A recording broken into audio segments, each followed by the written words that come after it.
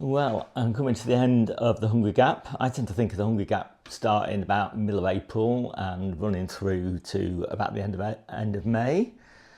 And so this is the last of the Hungry Gap harvest, and then we kind of transition over to a lot of nice veggies that we've grown this year, or sown this year, rather than ones that we sowed last year, or that we kind of accelerated in the greenhouse with a little bit of heat. So I'll quickly run through this, but I actually put up the last 6 or 5 harvests, something like that, just to give you an idea. So this is just a normal weekly harvest for our local family up in the northwest of England. And yeah, I'm pretty pleased with it, I've got to say. But got a few scrappy carrots down there from our October sowing.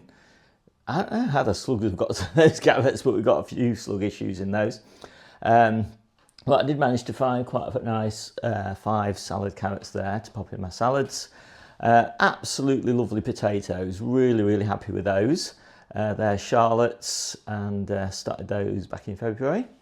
Last few tubs of the Calabrese side shoots, and it'll be a few weeks now before we have Calabrese again, but we've got loads of cauliflowers, so it doesn't really matter. So we've got 5 nice cauliflowers there, purple ones and white ones, and yeah, lovely, really lovely.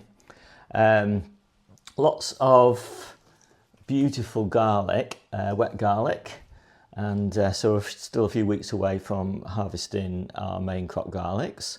Loads of lovely baby red onions now and white onions, so it's really nice to have those because the ones in the store are a bit scrappy. You know, they're still edible, but why eat scrappy onions when you've got beautiful ones like those? And a few Crown Prince left in the store, but of course we've got loads and loads of courgettes, so not so worried about running out now of any sort of squash. Lovely little boxes of mixed kale leaves. Very happy with those because I really like those little baby kale leaves. And plenty of asparagus as well. I've got loads and loads of asparagus, and that's about half of what we picked this week. Quite a lot of it obviously being eaten fresh.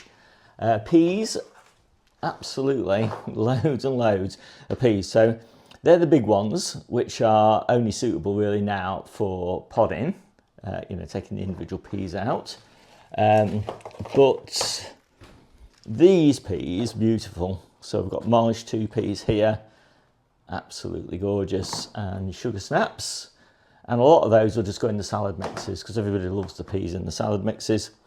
And the first pick of the French beans, it's a bit pathetic, but that's the first pick. I don't want to pick them too many of them because obviously they're going to size up a bit more from there. So no point picking more than we're going to eat tonight. But yeah, really nice. These are Algarve, these flat ones. And I'm really looking forward to those because we had those in a restaurant once and we really like them. Spinach, starting to come to the end really of the spinach. Quite a bit of it's going to seed, but these boxes look really lovely. And oh yeah, don't forget these. These are the little spring cabbages, and we've got loads of Savoys. So that's the last of our spring cabbages. I was switching over to Savoys now for the next few weeks, and then in early July we should have plenty of red cabbages. So we do our red cabbages a little bit earlier than most people because we really like them. Loads of cucumbers. We're really looking forward to, well, we've had cucumbers now for, I don't know, 3 or 4 weeks, but yeah, really nice. I like to pick them really small. You know, obviously cucumbers, most of the nutrition is in the skin. So the more skin you can get, the better. So the smaller the cucumbers, the better. And I particularly like them when they're like this sort of size. This is the beauty of growing your own, I think, that you can pick things at the size you like. You know, for me, once they get in about sort of that size, they're a bit too watery. But at that size, they're so crispy and crunchy. And, oh yeah, a bit of chard, bit of celery. First pick of the celery, actually, today. And salad onions, gorgeous, gorgeous salad onions. And the salads, or the salad bases, lettuce bases there. And yeah, so I'm going to make up the salad mixes, which regular viewers will know I always do.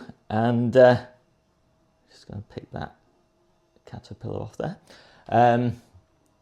Yeah, and I'm adding shop bought tomatoes to this mix, and I always add a few grapes as well, because our tomatoes, we are eating tomatoes now.